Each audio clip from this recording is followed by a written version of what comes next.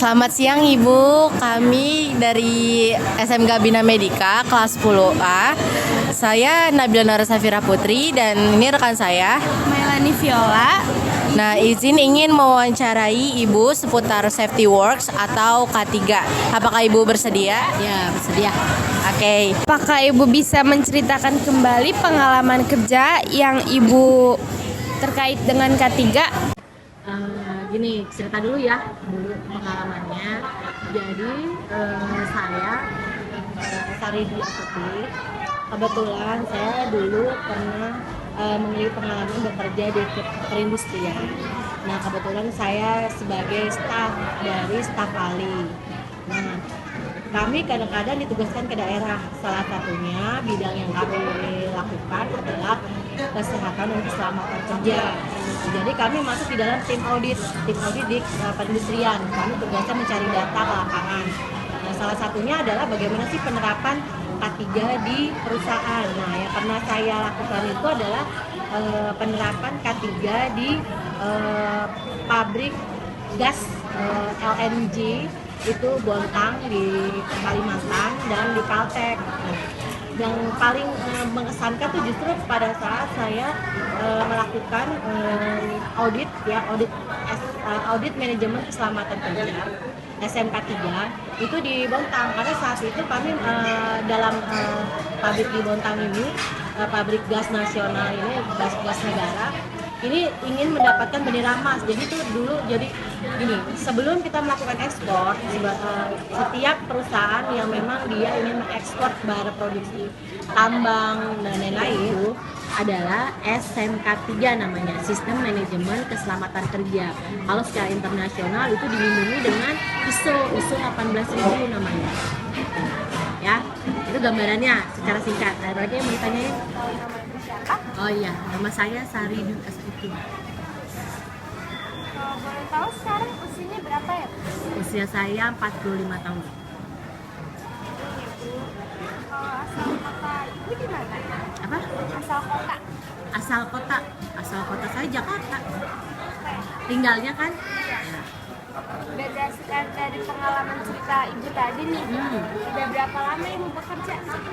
Aduh, kalau waktu itu saya tuh dari kuliah sebenarnya, dari semester 7 atau semester 8 tuh, karena kita udah jadi freelance. Jadi freelance dulu, saya magang. Jadi kurang lebihnya kalau dari tahun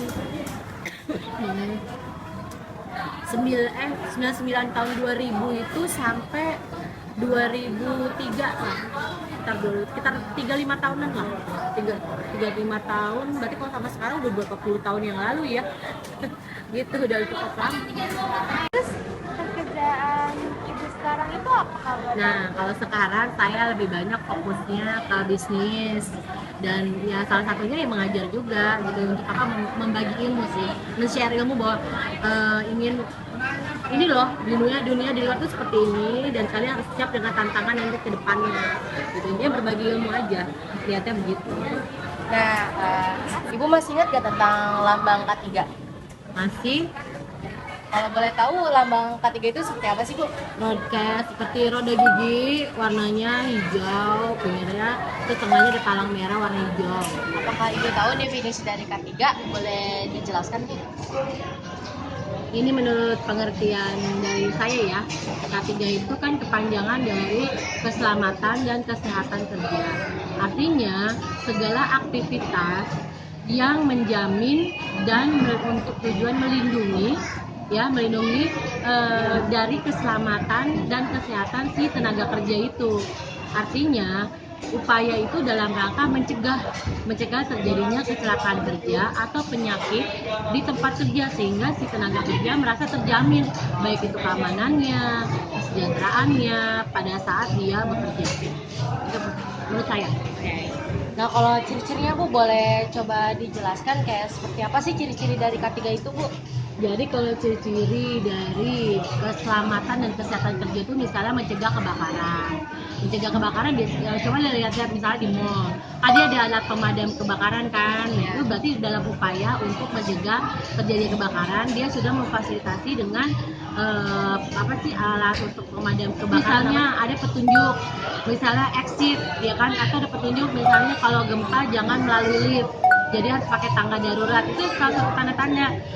Terus jalan exitnya mana misalnya untuk pintu darurat. Nah, kan biasanya ada tuh kalau di bioskop ya kan, itu salah satu ciri-ciri dari K3. Jadi ada tanda-tanda simbol petunjuk yang digunakan sebagai upaya untuk mencegah, melindungi tenaga kerja. Jadi kalau perusahaan itu dia bertanggung jawab terhadap keselamatan dan kesehatan si tenaga kerja, dan itu dijamin oleh undang-undang, kalau nggak salah itu undang-undang nomor 50 tahun 2012. Nah, untuk tips and triknya cara penerapan K3 kalau di lingkungan sekolah itu seperti apa ya Bu ya? Cara penerapannya di sekolah itu menurut saya tergantung ya sekolahnya seperti apa. Jadi intinya harus kembali si tenaga kerjanya itu sendiri. Dia harus komitmen, disiplin melakukan kegiatan sesuai dengan SOP. Misalnya praktikum misalnya lagi menyuntik misalnya. Tapi kan memasak jarum suntik itu kan ada SOP-nya kan. Lakukan semua sesuai SOP. Jadi disiplin dalam melakukan kegiatan di sekolah, terutama misalnya pada praktikum.